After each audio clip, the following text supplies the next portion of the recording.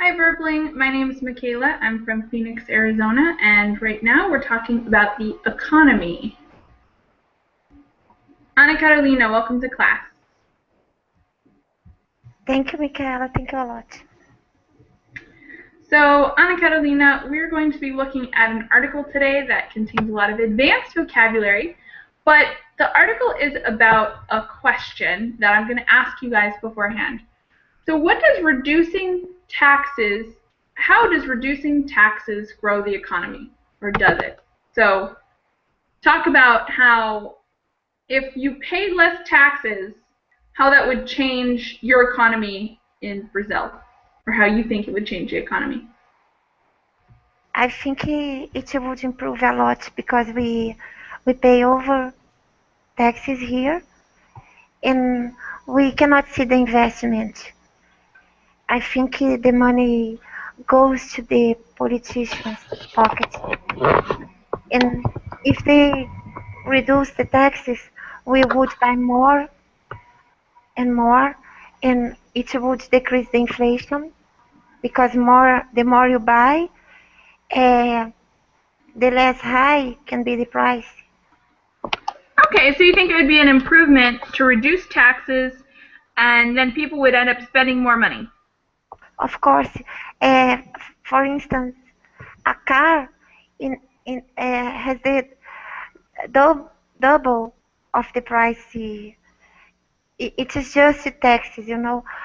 We pay a lot of taxes, and if we could see the investments, it would be okay, but we don't see. And the prices are high because they have to earn money somehow, and they sell less because of Mm-hmm. the price, you know. And if there were less taxes, we could buy more, and more people would be interested in open a business. It would improve everything, in my opinion. It Okay. would decrease the inflation, the recession. Mm-hmm. All right. Rafael, what do you think?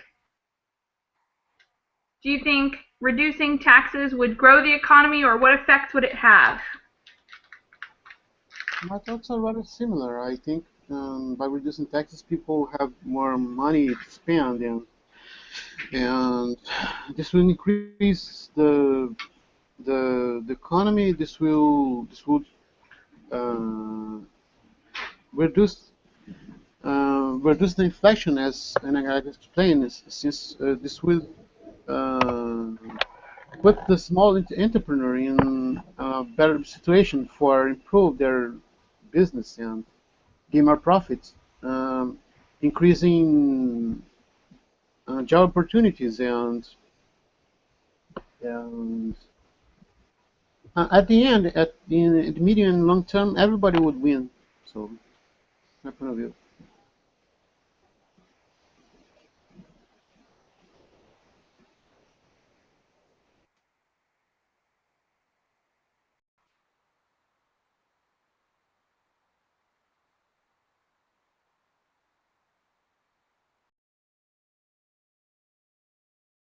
Hello, Michaela.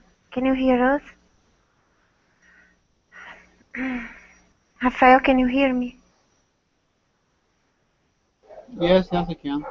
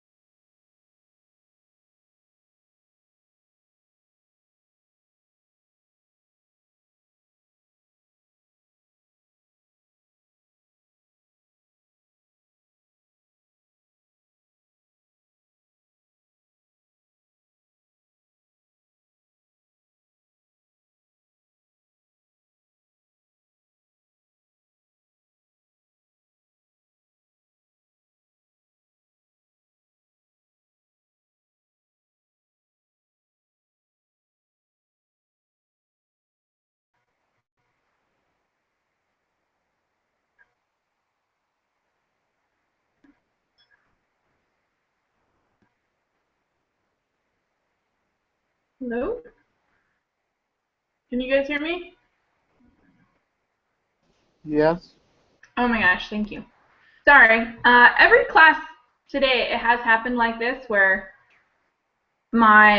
everything will work fine originally, and then everything kind of crashes in the beginning of class, and then it goes back to working fine. I don't know why it's happening. Gregor, you haven't voiced your opinion yet, and Rafael, I got to hear pretty much your whole response. Gregor, so give us your thoughts about the economy and whether you think About reducing taxes will improve the economy, if that's just an overall truth or what you think it does.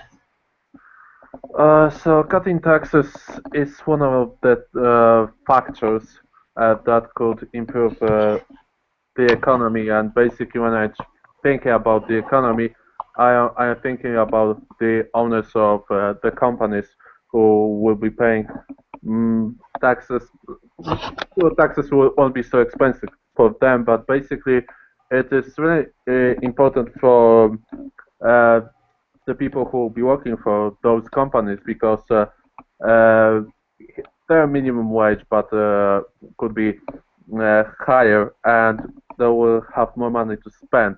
So it's not, it is like one from many elements.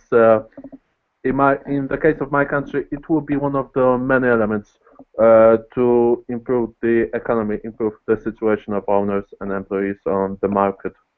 It's not like one solution for every problem because it is not. Taxes are just one of the things that just kill the economy in Central Europe. So it might depend then? Yeah, it's because if we think about taxes, there are also different kind of fees like that we don't call taxes. It's like the whole social security system that people have. Employees have to pay and employers have to just put the money into the budget of the country. So we can call them taxes, but they're not taxes. It's just more about like a fees that we have to pay. So it's probably much higher. If you calculate all of them together, it will be much higher than the income tax. All right. Yeah, that's actually a good point because there's different kinds of taxes we could cut. But let's read this article first, and then we're going to talk some about vocabulary and a lot about the topics presented in this article. We'll read it slowly because a lot of the vocabulary is quite advanced. Rafael, will you start with this highlighted section? Tax cuts can boost economic growth, but the operative word there is can. It's by no means an automatic or perfect relationship. We know. No one likes a fact check with a non-firm answer. So let's dig further into this idea. Thank you. As you can tell, this is kind of meant to be a spoken piece. We have some kind of informal additives here. Do you guys have any questions on this first part about the vocabulary here?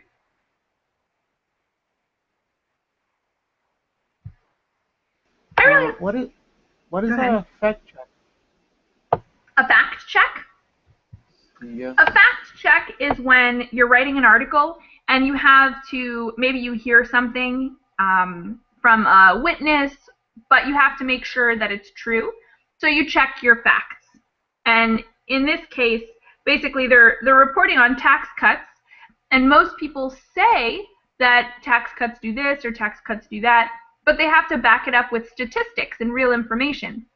So what they're saying is they did a fact check, but came back with a mixed response. There's no real hard evidence for one thing or the other. So they have a non-firm answer. It's kind of like there's some evidence of one, some evidence of another. There's not a really good fact there. It's kind of just theory. And I wanted to point out this because I think it's kind of a cute and interesting way to phrase things, the operative word. Has anyone ever seen that before? Can they explain what it is?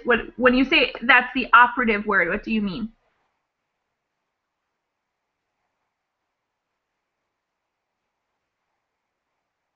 I think the author is trying to emphasize the word can in this statement.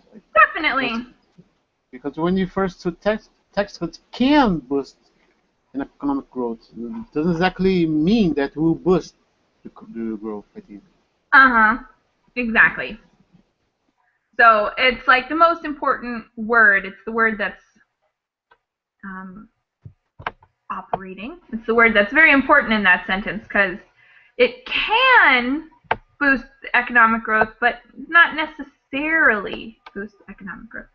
Okay, let's go on to the next paragraph. Can I ask a question? Yeah, go ahead. What's up? Yes, because in the past, the situation in the US was that you need some kind of insurance that you are not obligated to do to pay money for it. Now, all of the people like have access to. It's a bad word because it's not free. It's like access to all of the medical services. Um, so you didn't pay actually in your payment there was no any fees for medical services in the past, or you have it right now? How it looks like? I will tell you everything I know, which might not actually even be that much, but I'll do my best. Also, we're hearing a little echo, so I'm gonna mute you while I speak. Okay. So right now, what happened just like a few months ago was that we passed a CARE Act that provides very cheap medical insurance for anyone who needs it. So it's not attached to like a job or anything like that, but you have to qualify. So you have to make a certain amount of money, like more than 10,000 and less than 30,000, I think. So you have to fall within that range for your annual salary. And it's meant for people like me who get cut off from their parents' insurance, because until now I've been using my parents' insurance, which means my dad has medical insurance and I'm just like, I'm a dependent, so I tag along with his insurance. But you can't do it past 26 years. So in April, I turned 26, and things that I still don't understand are if it's my birthday or if it's the whole year. So I'm still not totally clear on when I lose my health insurance, because I won't have it next year, but I don't know when it exactly cuts off. And I would just get health insurance, but health insurance is super expensive, and I'm planning on applying for the CARE Act health insurance, but you can only apply for a couple months a year. So if I miss that window and then my health insurance gets cut off, I'm not exactly sure where that will leave me as far as health coverage. And I have an added problem, which is that I plan on being outside of the US for most of next year. So I don't want to buy health insurance here because I'm going to have to pay for something I'm not using. But now that there is this affordable health insurance, if you don't have health insurance, you get fined at the end of the year. So you have to pay an extra fine. So it's like either I'm going to end up paying for health insurance I don't use, or I'm going to end up paying a fine for the health insurance I didn't buy. It's all very confusing. I'm still working it out, but that's as much as I know. What do you think about it, Gregor? It works quite differently than in Poland, when actually you are obliged to pay. It doesn't matter if you want it or not. We just have a agreement between that we have to keep the older people because they need money, and we have to earn money for them. So it's make no sense when there's a massive immigration of the people. Younger people are gone, and the old people think, okay, what will happen next? And the next thing will happen, which probably won't happen in the US, is that the whole system just going to crash. I've heard some bad things about that, and we have a sort of similar thing for retirement, like Social Security, which is our retirement fund. We have a sort of similar problem because there's a really large old population, and the younger population is not as large right now. So we have a lot of people who are trying to take out Social Security because they retired, and we don't have very many people putting into Social Security. So we have this unbalanced thing where Social Security has been crashing, and sometimes people have paid into Social Security their whole lives, and now it's time for them to get that money back, and it's not there. So we have similar, not about health insurance, but about retirement funds. Similar problem. So it is not connected the retirement funds and all of the medical services in the US? No. Because in Poland we have the whole institution behind of this, and the only difference is that the farmers has a separated institution when they think about the retirement. Interesting. Yeah. Interesting. Yeah, ours are all separated, so it's not like one pot. It's like all different pots. This is an interesting topic. It's kind of different than what the article is, but let's put the article on pause for a minute because I want to hear from some other students about this as well. Ken, welcome to class. Sure. Yes, right, hello, Ken, how are you? Good to have you here with us. Will you tell us a little bit about Social Security and health insurance in Japan? Mm-hmm. How does it work? Yeah, now it's very working because it's not totally free, but usually 30% cost we have to pay, and for senior citizens 10% we have to cover, and there's a limit to we have to pay. If the payment get over above that limit, we don't have to pay anymore. Mm-hmm. So now it's very working. But in the future, we're facing a aging society, so many people are worried about future social security here, social welfare here. We whether we can keep this system or not. Many people are worried about the pension system and healthcare system as well. Yeah, me and Gregor were just talking about that. Japan is facing something that a few other countries are facing, but I think in Japan's case, I've heard it's actually worse. It's more extreme. Yes, because I don't know why, maybe economical development changes or nuclear family happened 60s, and before 60 there was a baby boom happened because right after the war people began to make children because peace has come here, so baby boom happens. That baby boomer was a big vehicle of economical development, and after that they didn't produce so many kids. They just produce and one or two or three kids, and the family start changed to big family to nuclear family. So, and many kids nowadays go to until university, so educational cost is much more higher than ever. Maybe this issue causes this rapidly aging society here. Definitely. It's a problem. Ana Carolina, will you tell us about some of the same things about healthcare and retirement funds in Brazil? The healthcare here is free. We have the SUS. It's the unique health system, and we have a strategy from the government called ESF. It's the first door for the public health system. It's a clinic that works on attached territory with communities, and there are people working as a community liaisons, and they visit people in their houses, and they work with preventive medicine. However, the amount of people that have to use the public system is really high. So we have some problems.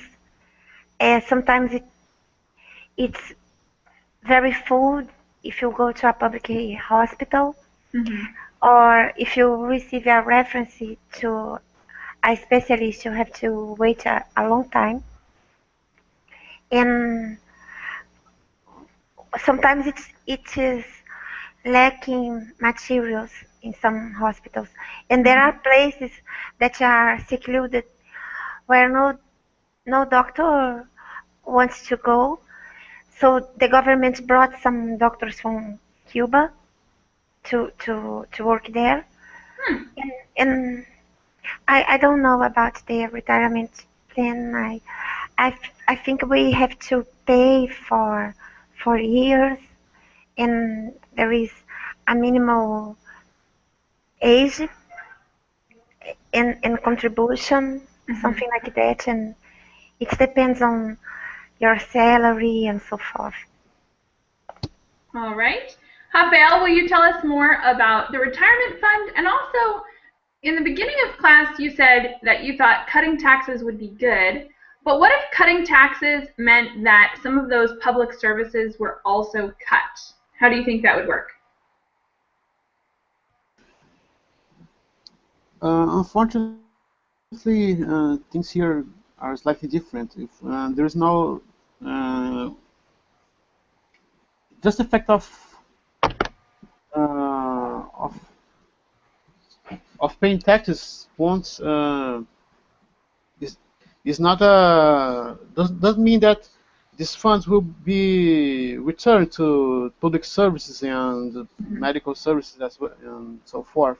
So when I talk about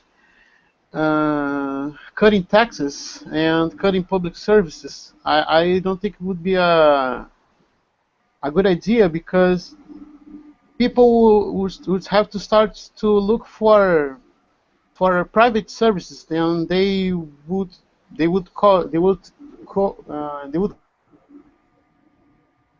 in public service, and from my point of view, due to the inflation rates and other things related. So, from my point of view, it wouldn't be a great idea for the people to be do not have access to public services since we already pay so much taxes. The worst problem here is because the money is not invested as it should be invested in public services. So people have to look for the private service to get at least a basic service in public health. So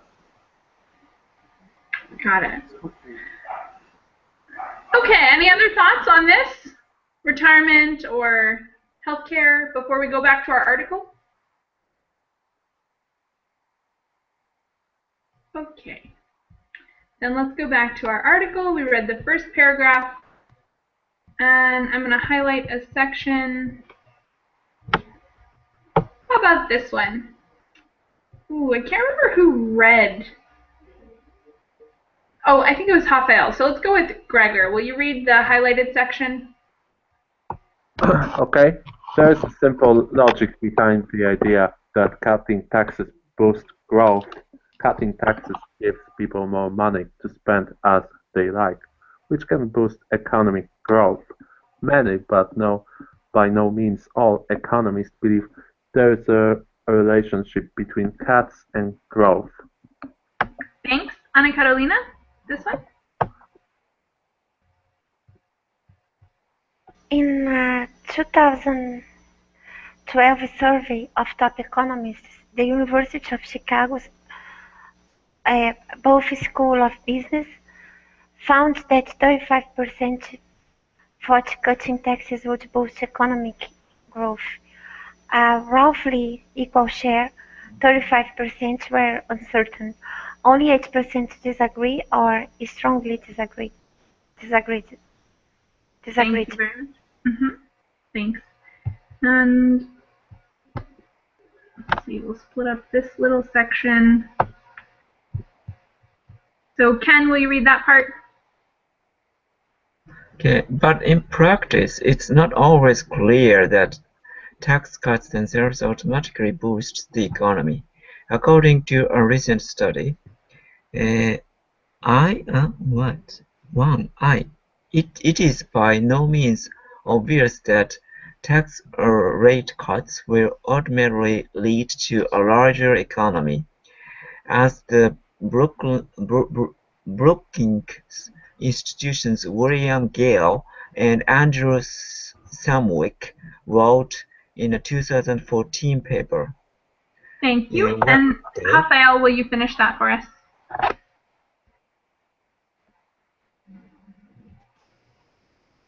What design proof? They wrote, tax cuts have to come alongside spending cuts. And even then, it can't just be any spending cuts. It has to be cuts to unproductive spending. Thanks. So let's first go over any vocabulary you guys have questions on. We started way up here. Look it over and ask any questions. I'll point out a couple words if you guys don't have any.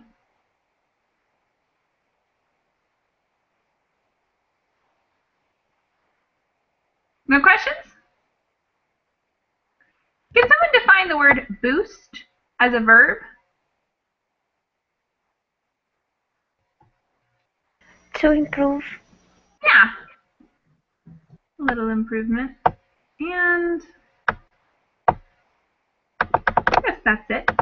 Okay. Any other questions from that part that we just read? Cool. Then let's continue.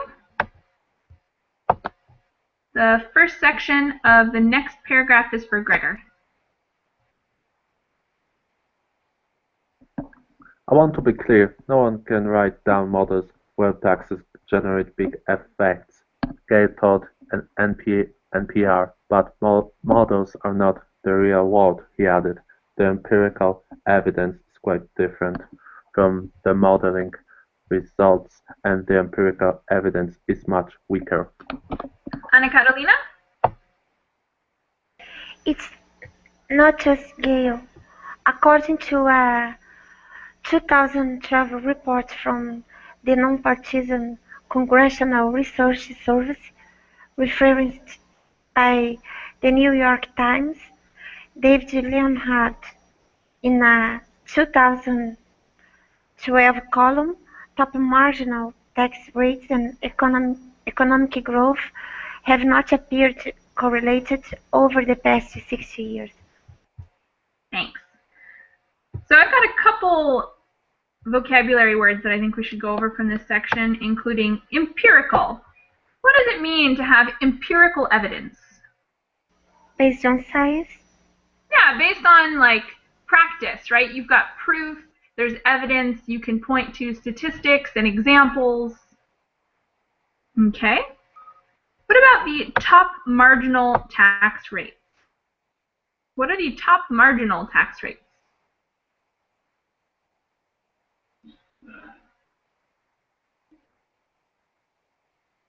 Nobody? So top marginal tax rates are the tax rates for people who are the very top of income in society. So that would be like the top 1%, the people who earn the absolute most money, that's their tax rates. Because everyone has a different tax rate, right? The government looks and says, well, you made $1 million this year, so we're going to charge you 30% tax. And then they look at someone else and they say, well, that person only made $10,000 this year, so we're going to take much less money from him. We're going to take only 5% in tax. So the top marginal tax rates are the tax rates that the richest people pay. What about correlation? It says they have not appeared correlated. Can someone define the word correlated? Linked? Linked, that's a good synonym. Yeah, when they move together, you can see the relationship. Do you guys have any other vocabulary questions from this part? Non-partisan. I don't remember the definition. Partisan. Does anyone else remember what nonpartisan means?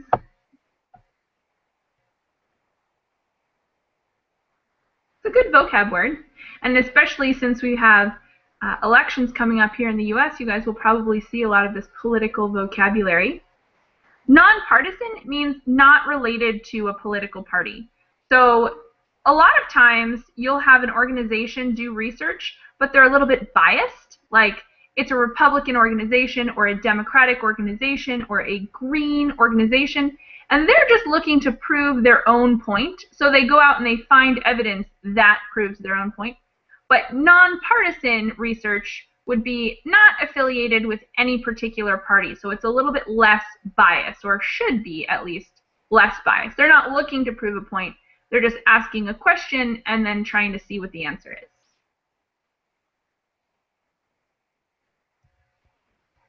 Cool.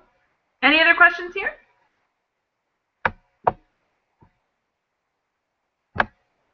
And let's keep going. I think the next person was Ken. And will you read this part, Ken? One other nuance, it depends on the type of tax cut. You can imagine how cutting taxes for lower earners might boost activity more than cutting the top marginal rate. Lower-income Americans with an extra $100 are more likely to spend that money than a millionaire. Thanks. And this one's going to be hard to divide. I'll just do this section back to Rafael. Likewise, the economic research firm Moody's found in 2008 that temporary tax cuts, like rebates, could boost GDP. But permanent ones had a much weaker effect. Meanwhile, boosting spending on programs like food stamps and unemployment had a stronger effect, they found. Awesome. And then Gregor, last sentence. Okay, in short, if your sole ultimate goal is faster growth, tax cuts may not be the best policy. All right. Questions about vocabulary from that section? Rebate. Where? Like rebates. Tax cut like rebates could boost GDP. Oh, a rebate. Rebate. Excellent question. I don't see it in here. So what's a rebate? Does anyone know? Discounts? Yeah, kind of like a discount. It's a little bit special though. What's the difference between a discount and a rebate?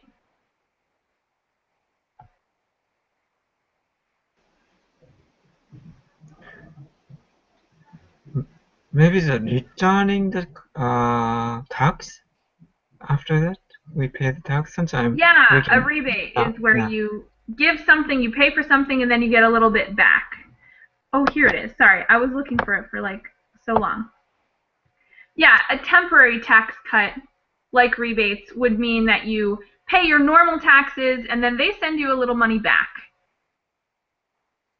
So you still pay the same thing and then they give it back to you. Any other questions? Vocabulary questions here? What is nuance? Oh, that's a good one. Can anyone answer what a nuance is? It's like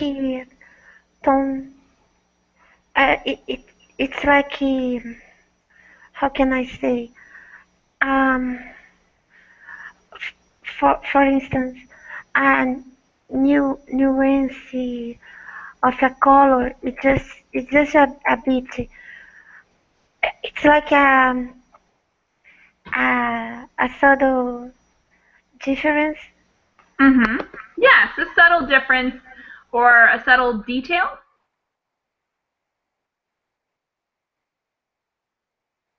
So they're talking about the details of this topic.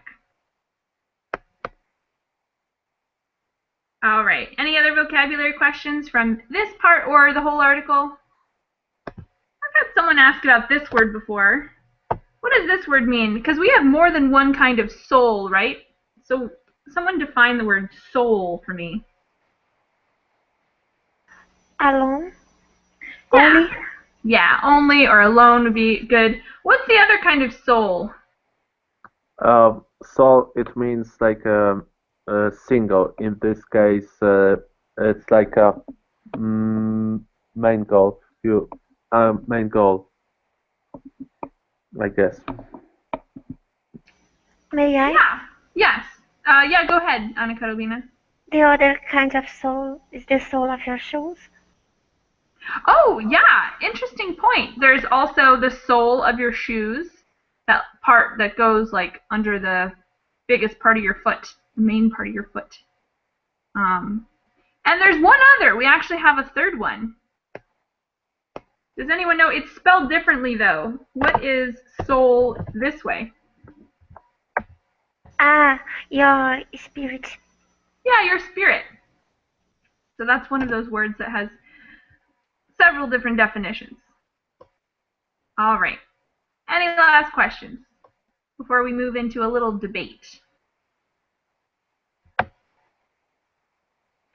All right. So one argument that happens a lot in politics is about whether, because most people, I think, agree that tax cuts can have a good effect on the economy, but sometimes people argue about whether tax cuts should be for the people, for the highest earners or the lowest earners. And this article talks a little bit about it. So first, we're going to talk about what are the benefits of cutting taxes for people who earn the least, meaning people who are in lower socioeconomic status. If we give them a break on taxes, give them a little more money, how will that affect the economy? And let's start with Gregor. What do you think would happen if we cut taxes for the lowest ranking of people, like the people who earn the least? So basically, that give him a chance to have to earn more money, and in some cases that could help them to have their own flat. Maybe not for a couple of years, but maybe 10, 20 years. That give him a chance to credit and pay for it, and just don't get stuck in debts. And that could, in some cases, that could also improve the situation of younger generation, because they will be willing to found to create their own families, because if the taxes are high, usually it is like a blockade of development of the country, because there is no new employees in the future. So the problem starting from high taxes, that actually just what is happening. Just people get stuck with their parents, and later they cannot easily earn for their own flat, or maybe they found the expensive apartment in the bigger cities when they have to pay more for their rent. So those kind of things that could help in the case of the lowest, but it's also could be stabilize could be like a point of stabilization for younger people, because if they have a chance to pay less taxes, they could focus on to be much more creative, and they can try to create own firms, because small firm is just be small company, it's just a firm, maybe a couple of people who just want to make some kind of services. Could be beneficial, but I just want to point out that from what I saw in some country, it doesn't actually mean that people will be on the massive scale. They will be start creating families, because what I heard on the massive scale, if you're giving money to the people or making some kind of tax cuts, it creates situation that we have more children, but from very poor and sometimes very pathological families. Mhm. So there's some pros and cons. Definitely an issue. Anna Carolina, give us the same answer. So tell us what you think would happen if we cut taxes for the lowest rank or the smallest income, shortest income. Do you want me to give the same answer? No, I want you to give whatever you think about what would happen if we cut taxes for people who earn the least. Would it be a good thing for the economy? Would it be a bad thing? Would it be neutral? I think it would be a good thing. It would be fair because if they earn less, they need money. They cannot afford the taxes. Likewise, Mm-hmm. people who have money. I think in my country, if the politicians stop stealing money, they could do that. They could decrease all taxes. All right. Thanks, Anna Carolina. Ken, what do you think are the benefits and drawbacks of cutting taxes for the lowest income? Maybe benefit would be actually kind of now I'm not focusing on low income, but actually focus on the top marginal Mm-hmm. income people. It nowadays currently maybe since in the past 20 or 30 years, and a small number of people dominates world wealth. Actually, it happens at a lot of nations. And America, in talking about America, it shows very clear and very extreme way. So Mm-hmm. if they pay more tax to the society, lower income people can get better welfare system, and Mm-hmm. they can feeling a relief, and they can feeling a relief make them spend some money to some item or Mm-hmm. goods. Maybe that causes a good cycle of the economy. However, some people claim if that happened, top marginal or rich people might, you know, move to abroad, different for example, some rich people they change the nationality to Singapore because Singapore tax rate is pretty low for rich people. Mm-hmm. So it might happen. That's the one negative point of this issue. Definitely. All right, Rafael, we started talking a little bit about the higher earners. Will you tell us what you think would happen if we cut taxes for the highest marginal income level? Uh, So what would be the I benefits if we cut taxes for the richest people? What would happen? The benefits. uh,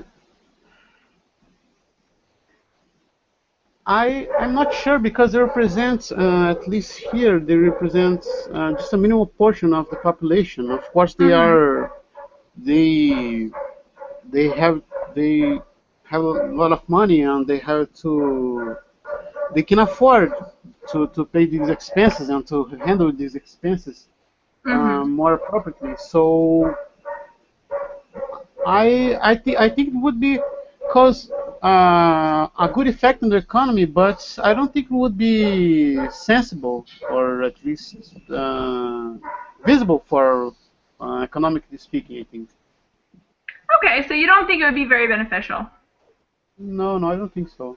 Can anyone else see the benefit in cutting that? Because there is an argument that some people make. Has anyone heard what the argument is for cutting taxes of the highest marginal earners?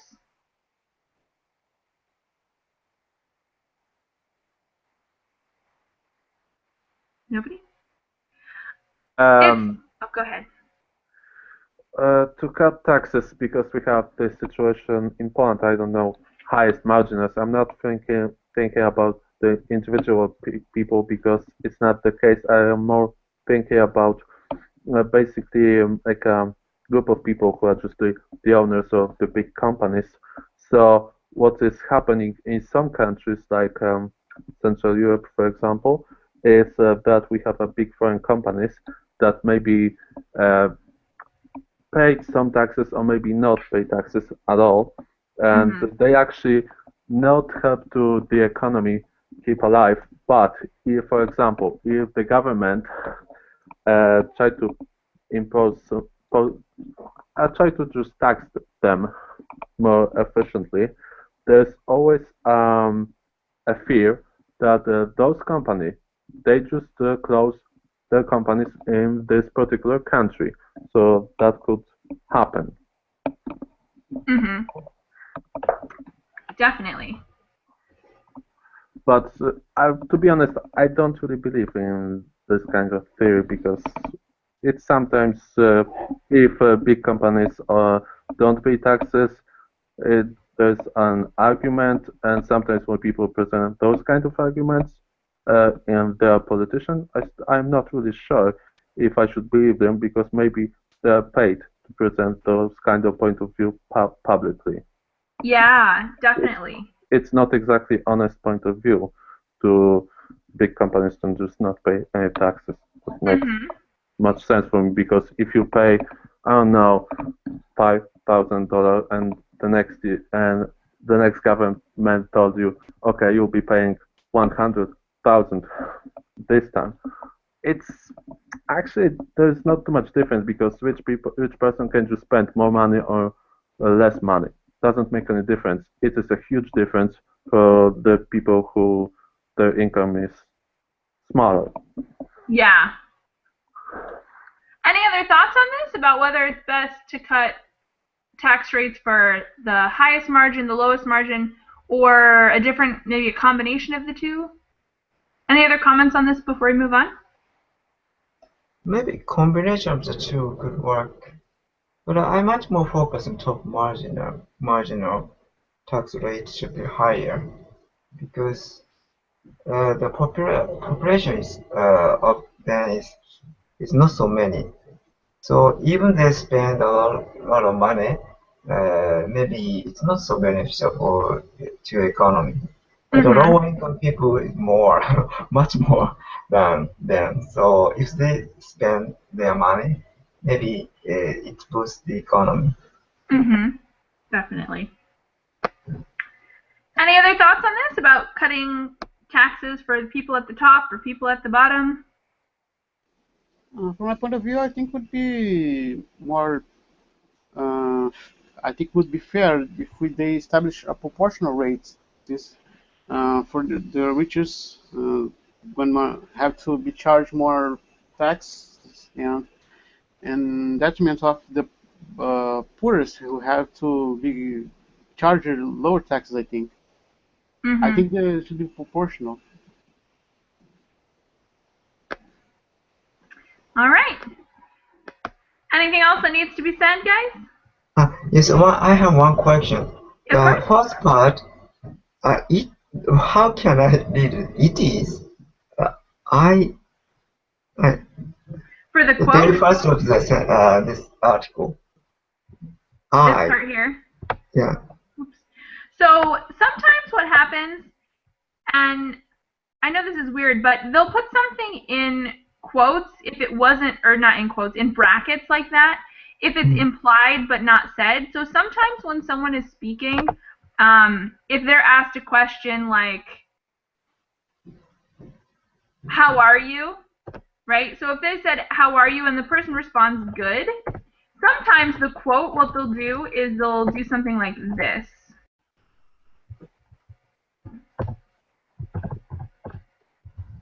They'll do something like this because it wasn't actually said. The person only said good, but it's like implied.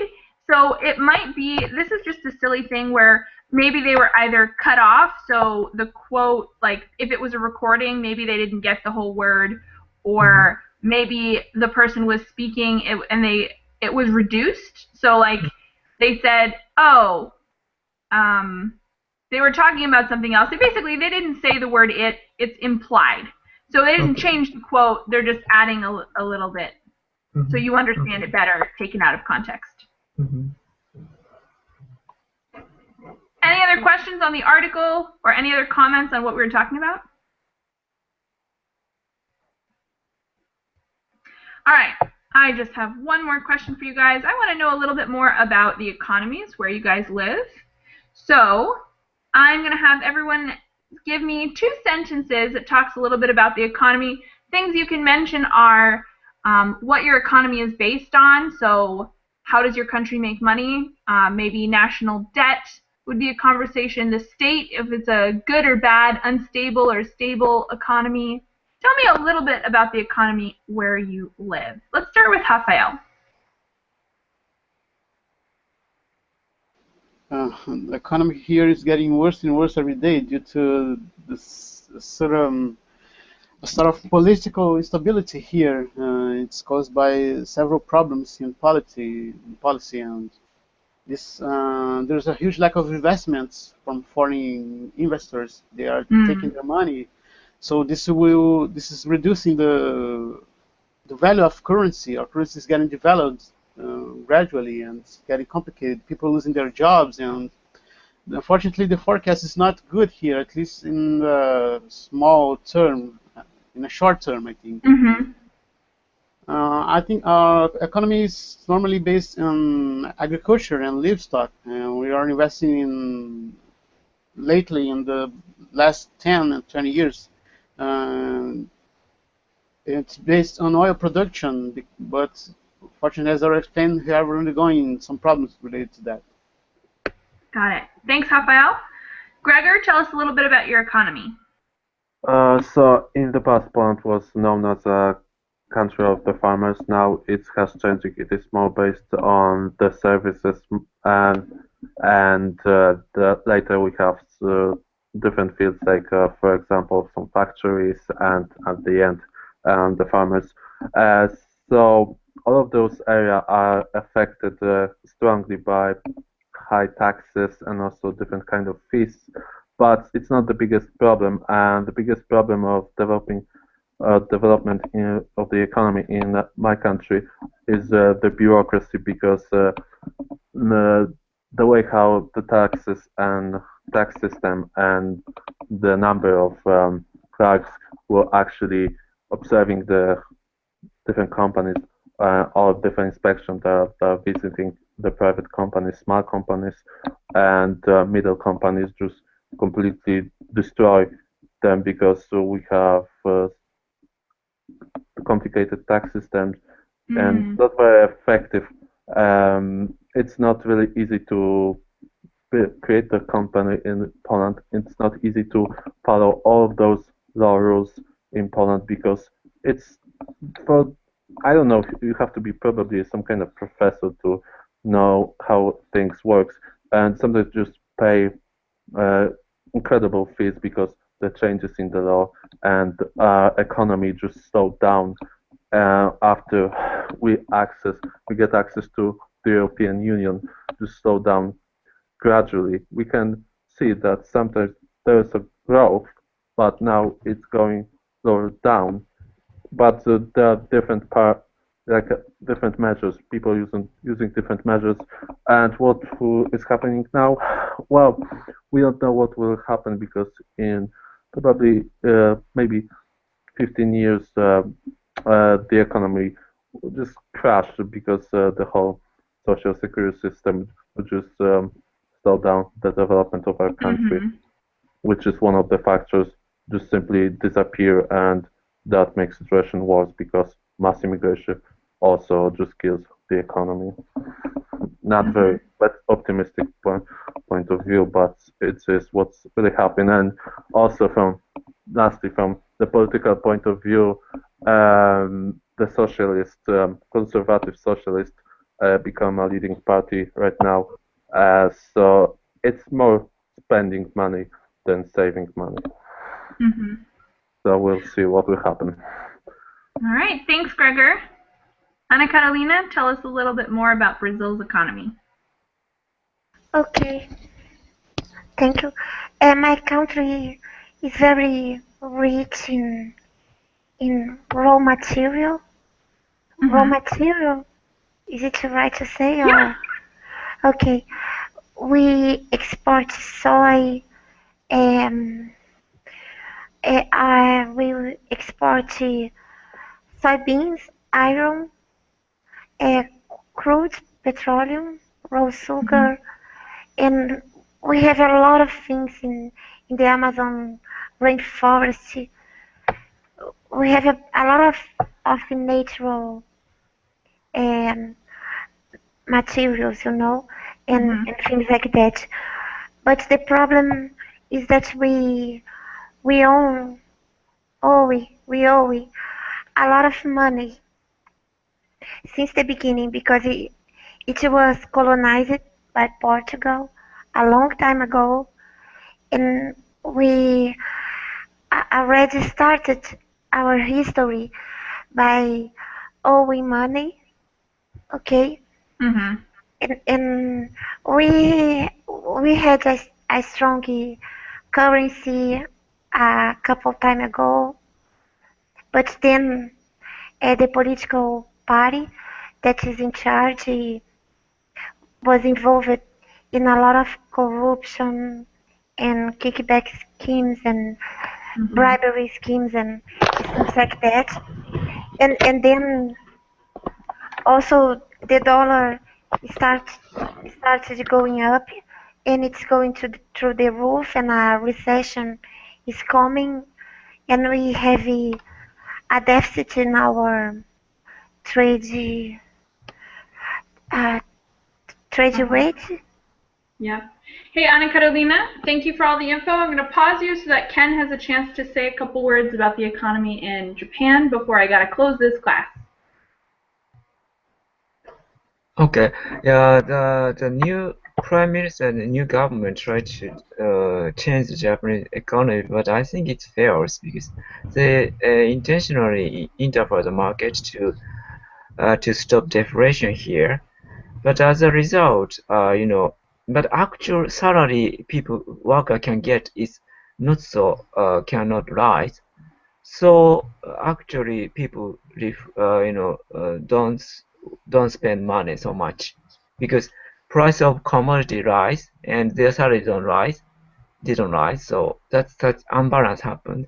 And another problem is 40% worker now became a kind of contracted employee or dispatched worker, so they couldn't get a permanent position in the company. They are even though they work in the same hour, the salary is different, much different from permanent position worker. Such imbalance is also happening. This kind of thing influence to the badly to the Japanese economy now. All right. Thank you guys so much for sharing.